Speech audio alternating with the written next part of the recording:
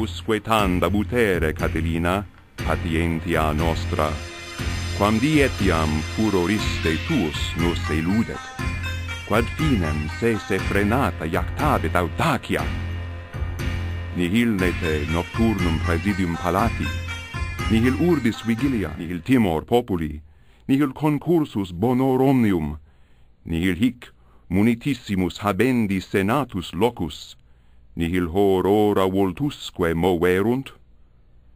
Patere tua consilia non sentis?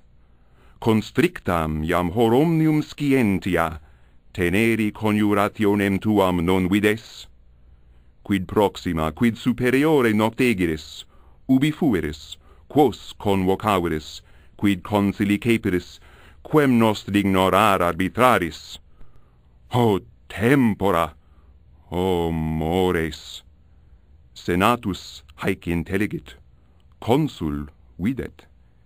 Hic tamen vivit, imetiam in senatum venit, fit publici consili particeps, notat, et designat oculis ad caed unum quemque nostrum.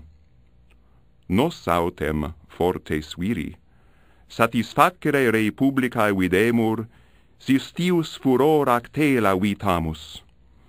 Ad mortem te Catilina duci iussu consulis iam prido portebat, in te conferri pestem, quam tu in nos omnis iam diu machinaris.